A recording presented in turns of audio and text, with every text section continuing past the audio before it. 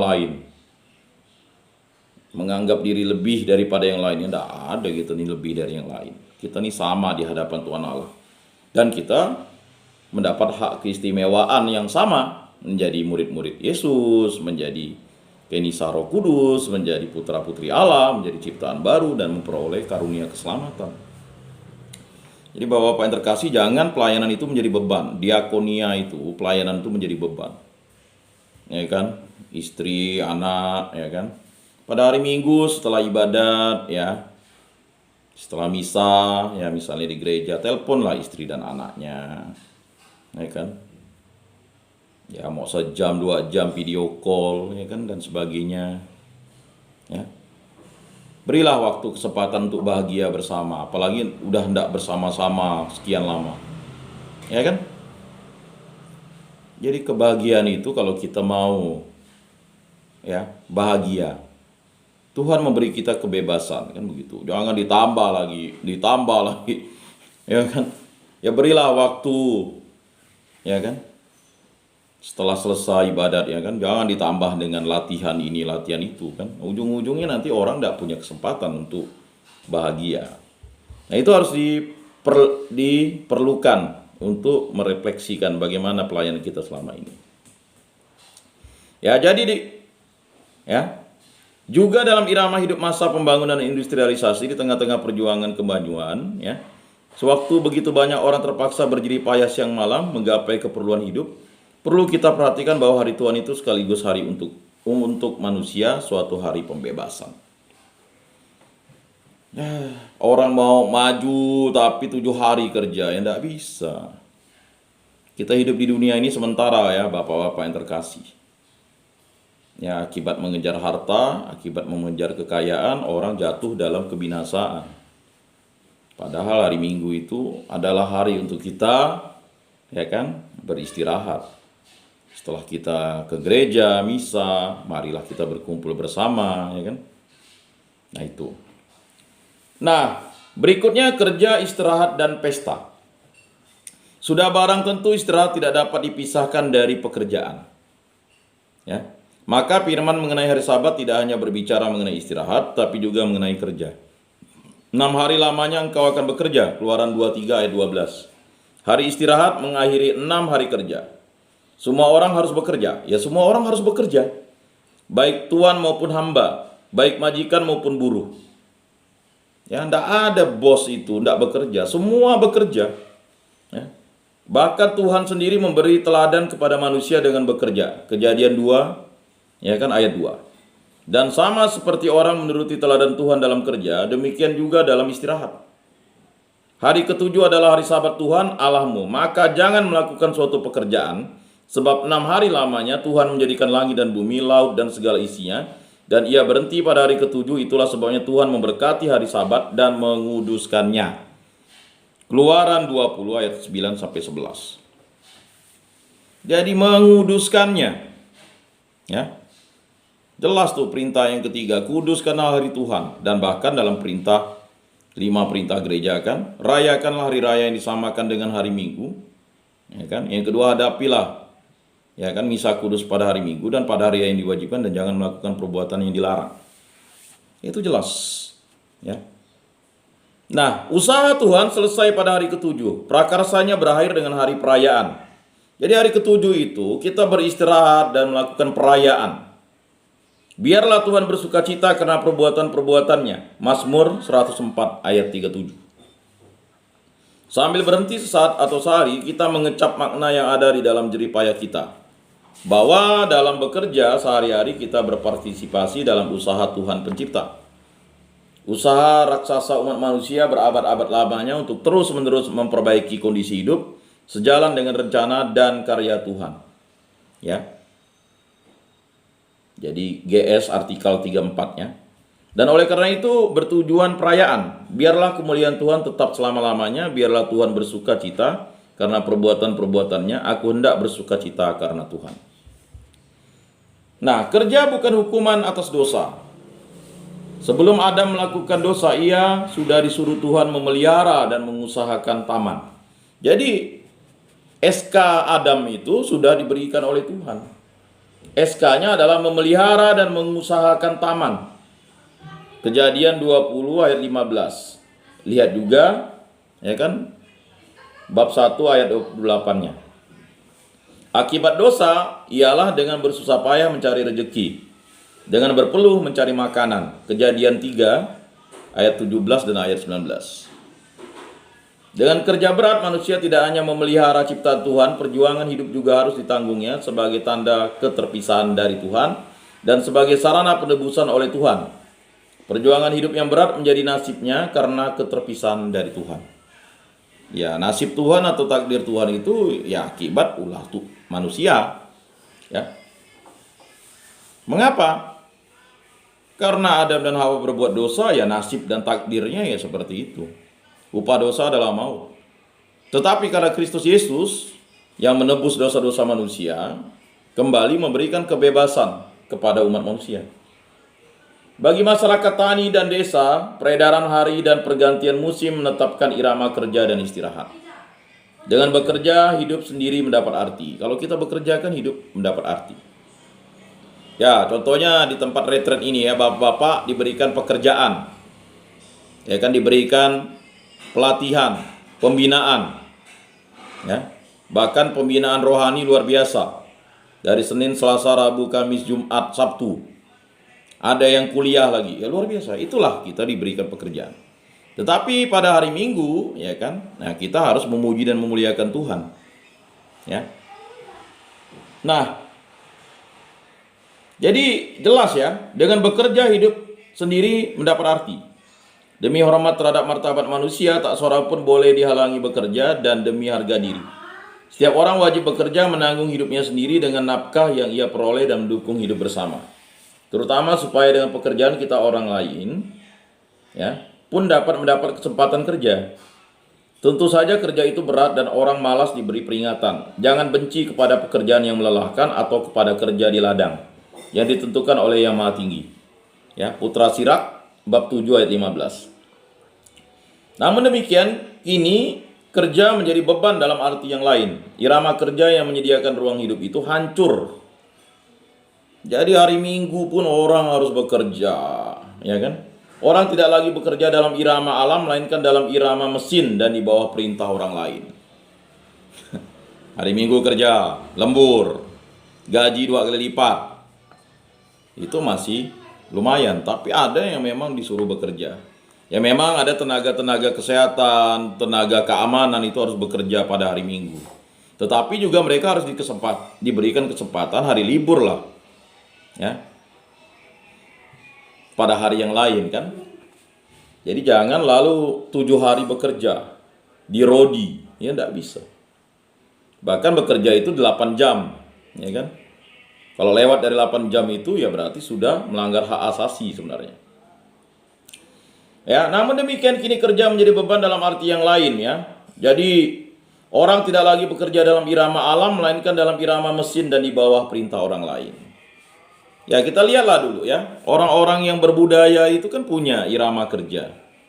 Ya, contohnya misalnya setelah bekerja sekian 1 tahun di ladang, orang harus bergawai namanya. Gawai itu kan sebenarnya istirahat dari pekerjaan, baik di ladang, ya di kebun. Ya, orang harus ada kebebasan yang bertanggung jawab. Begitu juga Imlek kan. Imlek itu kan sebenarnya dirayakan ketika orang sudah ya 1 tahun itu bekerja di ladang, ya kan, bekerja di kebun. Ya dulu kan itu pekerjaan yang mayoritas dilaksanakan manusia. Sekarang ya pekerjaannya ya mungkin di pabrik, di mana. Ya tetap harus diberikan itu. Ya kan? Nah, itu harus dipahami Bapak-bapak yang terkasih. Bahkan orang tidak lagi bekerja dalam kebersamaan, melainkan demi merebut sesuap nasi melawan saingan teman sendiri. Nah, ini ya kan? Bahkan demi sesuap nasi orang membunuh, orang memfitnah, orang mencaci maki, orang melakukan kejahatan ya. Akhirnya kita diperbudak. Itulah kita diperbudak oleh dunia jadinya. Padahal dunia sudah dibebaskan dari belenggu maut. Ya. Dunia sudah dibebaskan karena kuasa, ya, Yesus itu di surga dan di bumi. Bagaimanapun juga pekerjaan tetap merupakan bagian hidup manusia, bukan hanya sarana mencapai suatu tujuan di luar manusia. Membuat pekerjaan menjadi sarana produksi melulu berarti merendahkan martabat manusia. Di era sekarang ini kan, wah, luar biasa. Makanya pekerjaan-pekerjaan apapun, bahkan luar biasa ya. Ya kami yang PNS ASN itu libur hari Sabtu Minggu, luar biasa. Sabtu Minggu loh. Hanya 5 hari kerja. Bahkan kalau tidak pandemi sudah mau dilaksanakan 4 hari kerja aja. Jadi Jumat, Sabtu, Minggu itu ya libur. Ya kan? Ya tapi bagi orang yang di perusahaan swasta ya hari Senin sampai Sabtu. Ya kan? Tapi itu lihat lagi jam kerjanya. Mempekerjakan orang sampai 12 jam, sampai 8-9 jam itu kan tidak masuk akal. Ya kan? Karena bekerja itu ya ada limitnya, batasnya 8 jam. Dan itu juga orang harus dikasih istirahat. Ya kan? Istirahat 1 jam. Dan diberikan kesempatan beribadat. Ya. Jadi Bapak-Bapak yang terkasih dalam Yesus Kristus, yaitulah penghargaan terhadap nilai-nilai, ya, bagaimana hidup di dunia ini seharusnya mengikuti irama. Musim saja ya, ada musim kemarau, ada musim hujan. Itu daerah tropis. Kalau di daerah subtropis ada 4 musim kan? Ya kan? Nah, dimulai dari musim apa ya? Kita mulai hitung dari musim dingin. Musim dingin itu masuk ke namanya ya musim semi, ya kan? Nah, nanti masuk ke musim panas. Sudah musim panas, musim gugur. Nah, kan gitu irama alam. Ya, luar biasa kan? Jadi jelas ya, pekerjaan manusia tetap bernilai karena manusia itu sendiri bernilai. Dan ketika manusia tidak lagi dapat menikmati nilai kerjanya secara pribadi dan langsung, upah dan kedudukannya dalam masyarakat harus mengungkapkan nilai kerjanya itu. Jadi hasil pekerjaan kita ya kan dihargai dengan upah. Maka pemerintah memberikan UMP. Bapak-bapak yang berada di tempat retret ini diberikan makan, minum. Ya kan? Kan tidak ada yang tidak makan minum.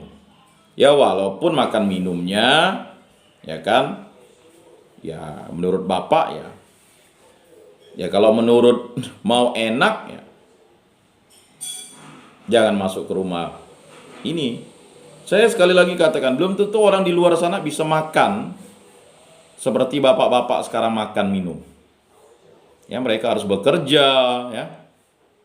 Bahkan tidak jarang ketika sudah mereka keluar dari tempat ini, minta balik lagi dengan membuat ulah yang macam-macam lagi, ulah kriminal. Karena dikasih makan katanya di rumah ya atau tempat pembinaan ini ya. Dalam proses ekonomi yang amat luas dan besar pun manusia dan usahanya tidak pernah dapat menjadi barang dagangan. Kalau firman ketiga berbicara mengenai budak dan hamba, jelaslah bahwa yang dimaksudkan ialah orang yang bekerja dalam ketergantungan. Kendati pun sistem ketergantungan amat berubah dalam peredaran zaman, perintah Tuhan supaya manusia melindungi mereka yang tidak bebas memilih pekerjaan tetap berlaku dan sama. Juga di dalam masyarakat modern dan di dalam sistem ekonomi nasional atau internasional. Tempat kebanyakan orang sebagai buruh harus melaksanakan pekerjaan yang tidak mereka rencanakan sendiri.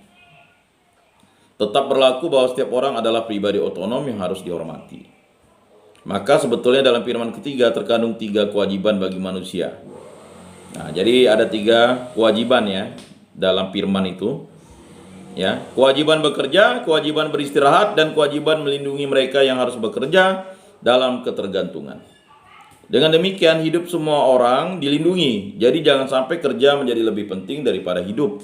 Dan hasil kerja dinilai lebih tinggi daripada manusia. Firman ketiga mau membebaskan manusia dari penindasan manusia oleh pekerjaan dan perencanaan sendiri. Tuhan mendaki supaya manusia tetap tinggal sebagai citra Allah dan bukan alat produksi. Nah, kita ini adalah citra Allah, bukan alat produksi. Tetapi banyak manusia lalu menjadi alat produksi. menghasilkan barang, terus jasa, terus kan? Nggak bisa begitu. Baik, mari kita masuk ke hari Minggu. Sabat adalah hari istirahat, ya kan? Lalu hari Minggu dari bahasa Portugis, Domingo, yang berarti Tuhan. Udah jelas ya? Hari Minggu itu dari bahasa Portugis, Domingo, yang berarti Tuhan. Jadi hari Minggu, hari Tuhan. Minggu itu dari bahasa Portugis, Domingo, yang berarti Tuhan. Jadi jangan lagi ada yang bilang hari Minggu, ya Minggu ya, berasal dari bahasa Portugis, Domingo. Domingo itulah dia. Artinya Tuhan. Keduanya tidak tepat sama. Memang tidak tepat sama. Orang Kristen mengambil alih pekan 7 hari dari orang Yahudi, tetapi mereka tidak mengambil alih hari Sabat. Jadi orang Kristen tidak mengambil alih hari Sabat. Ya. Khususnya karena hari Sabat telah menjadi tanda keagamaan Yahudi. Jadi jelas tanda keagamaan Yahudi itu hari Sabat. Jadi hari Sabat ya hari Sabtu lah. Ya kan? Jadi hari keagamaan orang Kristen hari Minggu itu. Khususnya karena hari Sabat telah menjadi tanda keagamaan Yahudi, orang Kristen berkumpul pada hari pertama setiap pekan untuk merayakan kebangkitan Kristus yang dengan kebangkitannya telah diangkat menjadi Tuhan dan Kristus. Kisah Para Rasul 2 ayat 36. Nah, hari pertama. Jadi memang banyak orang bilang akhir pekan. Tapi sebenarnya Minggu itu adalah hari pertama sebenarnya. Karena hari ke-7 itu hari Sabtu. Tetapi ya kita harus memahami lah, ya. Nah, kalau ditafsir-tafsirkan, di debat-debat kan ya pasti nanti akan terjadi pertengkaran, ya kan? Nah, jadi contohnya bagi ada kalangan-kalangan Kristen yang ya tetap kekeh dia mengikuti hari ke-7, ya silakan. You buat aturan gereja sendiri, ya itu urusan Anda. Nanti di akhirat ya akan dihakimi menurut perbuatan kita. Siapa yang merancang itu, menyesatkan itu misalnya. Kalau tidak sesat, ya puji Tuhan. Tapi kalau sesat, apa kata Yesus? Ya kan? Cungkillah matamu jika itu menyesatkan kamu. Ya kan? Potonglah tanganmu jika itu menyesatkan kamu. Ya kan? Penggallah kakimu jika itu menyesatkan kamu, ya kan? Lebih baik kamu bermata satu, bertangan satu, berkaki satu, ya. Daripada dicampakkan ke neraka dalam keadaan utuh itu, kan gitu. Bayangkan hal yang sangat fundamental dan radikal dikatakan Yesus. Jadi sebagai orang Kristen itu kita harus mengikuti apa perkataan Yesus. Ya. Jadi orang Kristen berkumpul pada hari pertama setiap pekan untuk merayakan kebangkitan Kristus yang dengan kebangkitannya telah diangkat menjadi Tuhan dan Kristus. Kisah Para Rasul bab 2 ayat 36. Ya kan? Oleh karena itu hari pertama itu dirayakan sebagai hari Tuhan, dan hari Tuhan itu pertama-tama hari Sabat. Nah, tujuan hari Minggu ialah berkumpul untuk berdoa bersama dan saling meneguhkan dalam iman. Ya. Berkumpul bersama-sama, ya kan? Koinonia, persekutuan. Jadi kalau menjadi orang Kristen ya harus berkumpul bersama-sama. Nggak boleh berkumpul sendiri. Itu Senin sampai Selasa, Sabtu lah, silakan. Tapi hari Minggu ya harus berkumpul bersama-sama. Untuk apa? Untuk berdoa bersama dan saling meneguhkan dalam iman. Hari Minggu tidak dimaksudkan untuk menggantikan hari Sabat. Jelas hari Minggu tidak dimaksudkan untuk menggantikan hari Sabat. Semula sebagian orang Kristen masih tetap merayakan hari Sabat juga di samping hari Minggu. Ya. Sedangkan kelompok yang lain membatasi diri pada hari Minggu. Mungkin pada mulanya hari Tuhan dirayakan pada Sabtu sore, ketika hari Sabat sudah berakhir, kemudian dirayakan pada hari berikut. Nah, itu yang tadi saya sampaikan. Kok ada misa pada hari Sabtu sore, ya itu kan karena pergantian itu, ya kan, sudah bisa dirayakan kan. Kemudian dirayakan pada hari berikut, yakni hari pertama dalam minggu. Pada awal mulanya orang juga tidak dilarang bekerja pada hari Minggu. Ya memang pada mulanya tidak dilarang bekerja pada hari Minggu. Larangan itu baru berkembang kemudian guna menunjang suasana kebaktian. Jadi kalau orang bekerja pada hari Minggu, bagaimana dia bisa kebaktian? Dia bagaimana ikut misa? Ingat ya Bapak-Bapak yang terkasih, hari Minggu tuh tanggal merah ya, hari libur. Ya kan? Waktu Bapak-Bapak di luar waktu itu kan jelas. Tetapi kok Bapak-Bapak melakukan hal yang aneh-aneh? Bukan ke gereja, ya kan? Ya kan? Selanjutnya hukum Sabat mulai diterapkan pada hari Minggu dan sejak Kaisar Konstantin awal abad keempat. Nah, jadi mulai diterapkan sejak Kaisar Konstantin ya, awal abad keempat. Hari Minggu menjadi hari istirahat umum di dalam masyarakat. Nah, itu Kaisar Konstantin. Itu ada latar belakang sejarah ya, harus dipahami. Sejak zaman gereja kuno, pokok ibadat hari Minggu ialah perayaan Ekaristi. Nah, jadi perayaan Ekaristi itu adalah ya kan sudah dirayakan sejak zaman gereja kuno. Nah, Bapak-bapak tahu enggak gereja itu didirikan pada hari apa? Pada hari raya Pentakosta. Itulah gereja, itulah hari raya gereja. Nah, minggu kemarin hari raya Pentakosta. Ya, 40 hari ya kan? Yesus naik ke surga. Setelah itu, hari raya Pentakosta itu adalah hari lahirnya atau berdirinya gereja.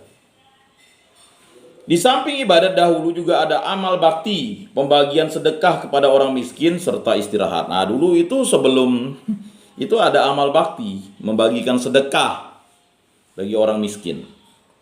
Jadi wajar misalnya masih ada di beberapa gereja orang miskin itu nunggu sedekah sebelum hari Minggu itu. Ya, tetapi sekarang kayak enggak lagi lah. Ya kan? Lalu serta istirahat, sungguh pun tidak menurut adat Yahudi, ya kan? Kitab hukum kanonik sekarang menetapkan sebagai berikut. Nah, ini ada kitab hukum kanonik ya. Nah, ini yang disebut dengan ajaran gereja di gereja Katolik ya. Kanon 1246. Pada hari Minggu menurut tradisi apostolik dirayakan misteri Paskah. Maka harus dipertahankan sebagai hari raya wajib yang primordial di seluruh gereja. Di seluruh gereja. Kanon 1247, pada hari Minggu dan pada hari-hari raya wajib lainnya, orang-orang beriman berkewajiban untuk ambil bagian dalam misa. Selain itu, hendaknya mereka tidak melakukan pekerjaan dan urusan-urusan yang merintangi ibadat yang harus dipersembahkan kepada Allah untuk merintangi kegembiraan hari Tuhan atau istirahat yang dibutuhkan bagi jiwa dan raga. Ya, hari sukacita hari Minggu itu. Ya kan? Bagi orang Kristen hari sukacita, hari wajib ke gereja, bukan hari libur untuk pergi jalan-jalan pleser-pleser, jalan-jalan ke mall, pergi ke tempat wisata. Ke gereja dulu, baru ke tempat wisata. Apapun yang terjadi, walaupun Bapak dalam cuti, liburan, misalnya kemana, pergi ke Amerika, ini hari Minggu, harus ke gereja. Ya kan? Cari gereja yang terdekat. Kan begitu. Kecuali di hutan rimba, Bapak misalnya, ya Bapak harus berhenti bekerja. Wah, ngitungnya hari Minggu nih, kan begitu. Ya, mari berkumpul bersama. Ya kan, untuk merayakan ibadat. Nah itu ya Bapak-Bapak yang terkasih dalam Yesus Kristus ya. Kemudian kanon 1248 ya. Butir pertamanya, perintah untuk ambil bagian dalam misa dipenuhi oleh orang yang menghadiri misa dimanapun misa itu dirayakan menurut ritus Katolik, entah pada hari raya sendiri atau pada sore hari sebelumnya. Kemudian butir kedua, jika tidak ada pelayan rohani atau karena alasan berat lainnya tidak mungkin ambil bagian dalam perayaan Ekaristi, sangat dianjurkan agar kaum beriman ambil bagian dalam liturgi sabda yang mungkin diadakan di gereja paroki atau di tempat suci lainnya menurut ketentuan uskup diosesan, atau hendaknya secara perorangan atau dalam keluarga, atau jika mungkin beberapa keluarga bersama meluangkan waktu untuk berdoa selama waktu yang pantas. Jadi kalau misalnya di kampung nih, tidak ada bangunan gereja, ya kita bersama. Kalau memang sendiri saja orang Kristiania atau orang Katoliknya, orang Kristen ya beribadat sendiri, bisa, tidak masalah kan. Jadi itu wajib tuh bapak-bapak yang terkasih, ya. Kewajiban menghormati hari Minggu bukan soal hukum dan perintah gereja saja. Itu bukan masalah hukum dan perintah gereja saja ya. Dalam kutipan hukum gereja di atas hanyalah dirumuskan apa yang senantiasa sudah merupakan kebiasaan dan kesadaran umat Katolik mengenai kehidupan bersama sebagai jemaat. Ya. Dengan mengikuti perayaan Ekaristi pada hari Minggu, orang Katolik menyatakan diri sebagai anggota jemaat. Kesadaran akan arti hari Minggu tidak datang dari atas dan pimpinan gereja, melainkan dari umat sendiri yang mencari kesempatan merayakan dan mengamalkan iman. Dalam perayaan bersama pada hari Tuhan, umat bertindak sebagai umat Tuhan, ya, dengan bersyukur dalam Ekaristi yang hikmat, dengan semadi dalam suasana hening, dengan persaudaraan dalam kegembiraan dan saling bantu-membantu. Dengan demikian hari Minggu itu sungguh-sungguh menjadi hari Tuhan yang menebus kita. Dalam perayaan hari Minggu seharusnya menggema warta gembira yang dewasa ini belum lengkap kalau belum ada. Ya. Pesan yang kuat mengenai pembebasan, ya kan? Nah itu. Pantas dan pentinglah orang mewujudkan hari Minggu bagaikan perayaan, karena demikian hari Tuhan penebus menjadi hari pembebasan bagi manusia. Nah, bapak-bapak yang terkasih seperti itu. Selanjutnya kita masuk ke hormat dalam keluarga ya. Jadi kalau kita menghormati hari Minggu itu berarti kita menghormati Tuhan dan juga kita menghormati ibu bapak kita dan menghormati keluarga kita. Kita sudah melihat bahwa kita menghormati hidup kita, dengan demikian kita menghormati asal hidup kita di bumi ini, yakni keluarga. Memang sumber hidup kita adalah Tuhan, tetapi ia mengalir lewat keluarga. Tidak mungkin bapak ibu itu lahir atau bapak-bapak yang terkasih itu lahir tidak dari keluarga. Pastilah lahir dari keluarga. Walaupun yatim piatu pun pasti ada keluarga. Ya kan? Lahir dari, ya kan, laki-laki dan perempuan. Perempuan yang mengandung, lahir dari perempuan. Nah, itu dia, kita harus menghormati orang tua. Makanya kalau orang menguduskan hari Tuhan, pasti nanti dia akan menghormati ibu bapak gitu, Bang. Kalau dia tidak menguduskan hari Tuhan, ya dia tidak menghormati ibu bapak. Malah terbalik, ya kan? Oh, kita harus menghormati ibu bapak. Setelah dia mati pula baru dibuat kuburan yang bagus. Ya untuk apa? Di dalamnya hanya kerangka manusia. Buat kuburannya bagus-bagus biar dapat rezeki banyak di dunia. Dulu waktu hidup tidak dicium, tidak dipeluk, tidak dihormati, malah dicaci maki bapak mamanya. Itu sama tidak menghormati Tuhan, ya kan? Dilawan, ya kan? Bahkan dikasari. Ya silakan refleksilah bapak-bapak yang terkasih. Ketika sudah meninggal, wah baru dibuatkan makam yang bagus, sampai miliaran, ratusan juta. Dulu waktu hidup, ya kan, datang ke rumah pun tidak mau, bilang sibuk nih mak, sibuk nih pak. Nah, udah meninggal dunia barulah datang melihat, ya kan. Jadi ya ini banyak diantara kita ya kesombongan, wah lihat itu anaknya, ya kan. Menghormati orang tua ya, pada saat dia hidup itu ya yang paling utama, karena dia ketika sudah meninggal dunia ya, bagi gereja Katolik didoakan. Kalau memang mampu silakan dibuat baik-baik kuburannya, ya kan. Tetapi bukan, ya kan, mempercantik kuburan itu hanya untuk kesombongan, gambar yang indah-indah, perjamuan kudus, wah luar biasa lah, ya kan. Itu sudah sepatas dan selayaknya. Tetapi waktu hidup itu marilah mencium tangannya waktu dia lagi hangat. Ini waktu dingin baru nangis, waktu hangat dimarah-marah. Nah, ini sering terjadi bapak-bapak yang terkasih. Bahkan ada yang tidak mau teguran dengan bapak mamanya. Ya udah, siap-siap nanti tidak menghormati Tuhan Allah. Walaupun sejahat-jahat bapak ibunya, ya itulah orang tua yang diberikan. Jadi jangan ada di antara kita lalu, ya kan, bahkan ya ada yang tega sampai menghabisi orang tuanya gara-gara harta warisan, ya kan. Tidak teguran dengan orang tua. Orang tua ditelantarkan di rumah jompo, ya, kalau di rumah jompo. Ada yang hanya tinggal di gubuk reot. Ya kan? Nah, ini Bapak-bapak yang terkasih dalam Yesus Kristus, bagi yang punya orang tua, mari, ya kan? Walaupun dia sudah pikun, ya kan? Omonglah, ciumlah, peluklah. Oh, dulu dia suka mukul waktu kita kecil. Ya itulah sebatas pengetahuannya didapat. Kita ini kan harus berubah. Masa kita ketika kita sudah kuat, lalu kita lawan orang tua kita. Dulu dia sering pukul kita, lalu kita sekarang lihat dia udah tua, kita biarkan dia menderita sengsara. Walaupun kita anggap dia itu dulu jahat mungkin. Kita kan menganggap dia jahat. Kita sekarang janganlah berbuat kejahatan ke dia. Justru kita yang harus memberikan berkat kepada dia dengan merawat, mencintai. Ya kan? Nah itu Bapak-bapak yang terkasih. Bagi yang memiliki masih orang tua. Yang sudah meninggal ya doakan. Supaya dosa-dosanya diampuni. Ya kan, datanglah setahun sekali ke makamnya. Ya enggak perlulah, kalau enggak ada dana ya jangan disemen. Tetapi ditebaslah mana kuburannya, cabut rumputnya. Ya kalau memang bisa tiap bulan ya bagus.